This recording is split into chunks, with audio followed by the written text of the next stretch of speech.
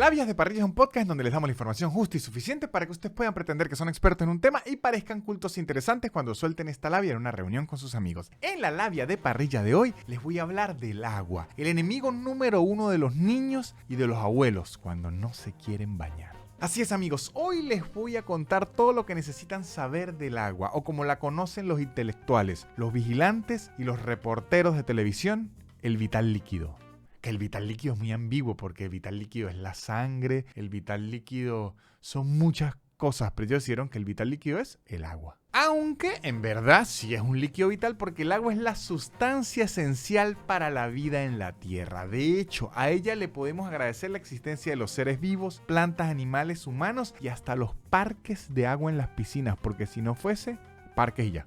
Entonces, antes de que nos deshidratemos con la información, tomemos nuestros salvavidas y saltemos a este tema. ¿De dónde viene el agua? Es una pregunta muy importante que nunca nadie se hace en la calle porque sería muy raro. Pues bien, no se tiene una respuesta definitiva, pero hay varias teorías que intentan explicar el origen del agua. Una de las teorías más aceptadas es la que propone que el agua llegó a la Tierra procedente del espacio exterior.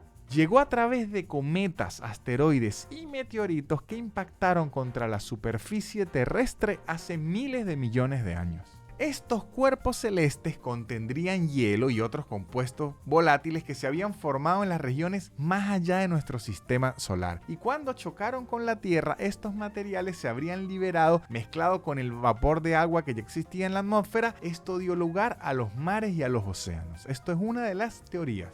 De hecho, según esta teoría, si usted está buscando extraterrestres en la Tierra, le aconsejo mirar el botellón de agua de la cocina porque ahí están entre nosotros. Otra teoría sugiere que se originó del interior de la Tierra a partir de las reacciones químicas entre el oxígeno y el hidrógeno presentes en el núcleo terrestre. Estos elementos se habrían combinado hasta formar moléculas de agua que luego habrían accedido a la superficie por medio de erupciones volcánicas y fisuras en la corteza terrestre. Y así toda esta agua que se formaba en el interior a través de estos sistemas logró llegar al exterior y cuando se fue acumulando en las partes bajas de la Tierra, así fue formando mares y océanos. También existe otra parte de la comunidad científica que ofrece una teoría que consiste en combinar estas dos teorías, que una parte del agua vino fuera del espacio y otra parte vino dentro de la Tierra, y al juntarse estas dos se crearon los mares y los océanos. Y yo les digo, esa parte de los científicos son unos flojos que no querían investigar, que dijeron, mi teoría es juntar esta y listo, ya tengo mi trabajo de grado. Lo que sí les podemos decir con toda seguridad es que independientemente de la teoría que usted crea de cómo llegó el agua a la Tierra, hay un consenso internacional científico y que nos dice que el agua llegó a la Tierra 3.400 millones de años atrás. Es decir,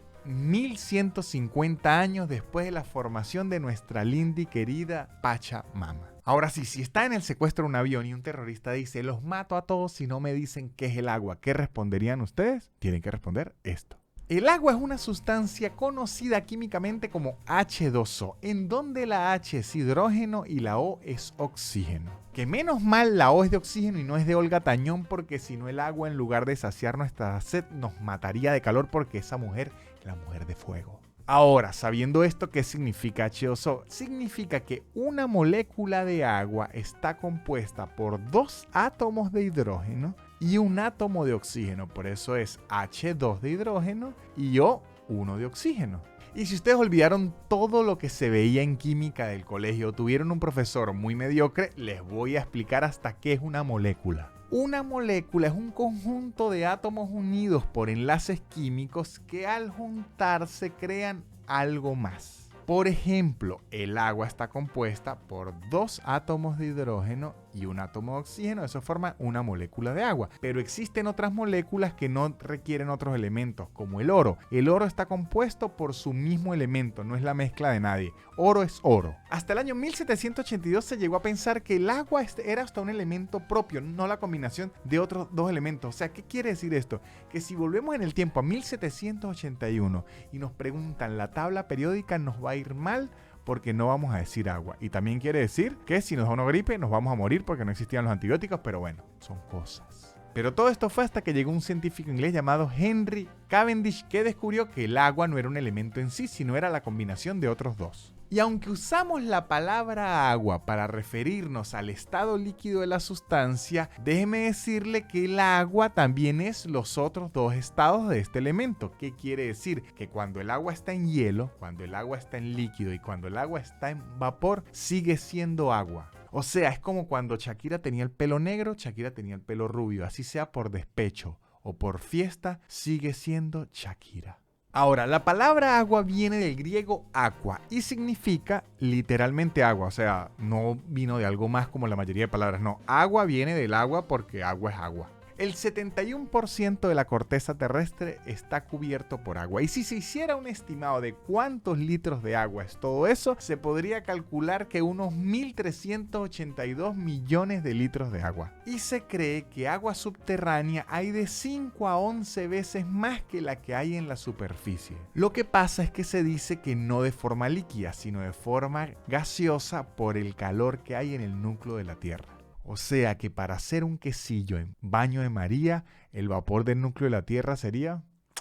Ahora, de los 1.382 millones de litros de agua que hay en la superficie, solo el 2% es de agua dulce, el otro 98% es de agua salada. ¿Qué quiere decir esto? Que la mayor parte de agua en el mundo es buenísima para tomarse unas fotos en vacaciones, pero malísima para tomársela para la sed. De hecho, tomar agua salada nos podría matar por el alto contenido de sodio y eso ni hablar de la contaminación.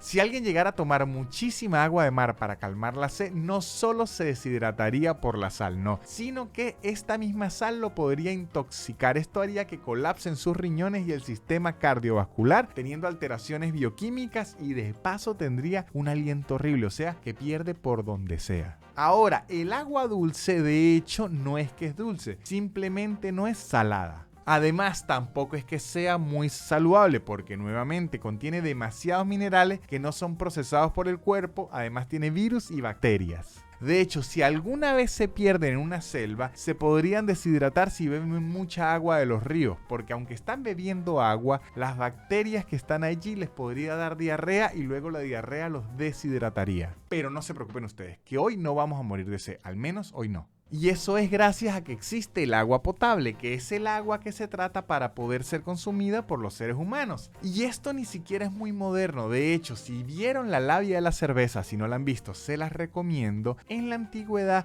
la gente prefería tomar vino y cerveza en lugar de agua, porque como el agua no era potable, el agua enfermaba más que el alcohol. Ahora, ¿cómo hacen el agua potable? Ya les voy a decir. Pues hay muchísimos procesos diferentes, pero en general la mayoría de procesos cumplen estas reglas. Primero tiene que cumplir la regla que el agua no haya sido tratada antes. Tiene que venir de un río, de un lago, de un pozo.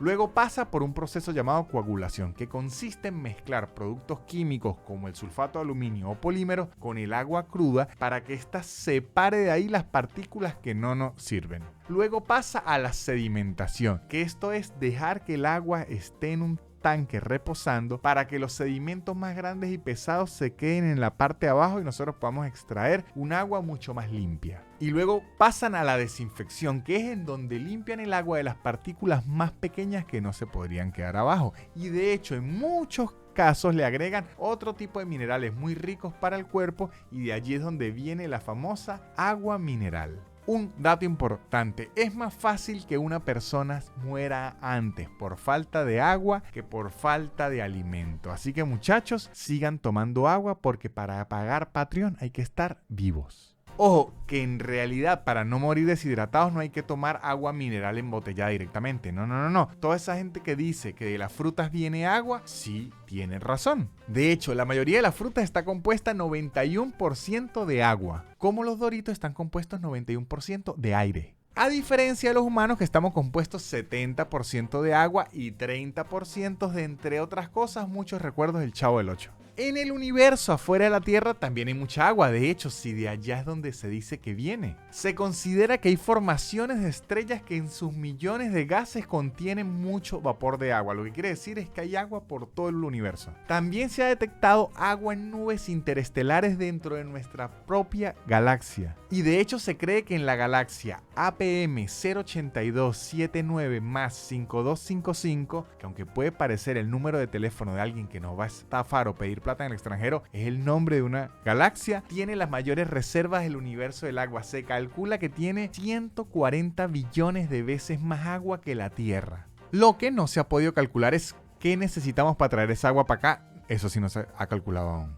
De hecho, se ha observado la presencia de vapor de agua en diversos planetas, satélites y otros objetos celestes dentro de nuestro sistema solar. Incluso se dice que hay vapor de agua en el Sol.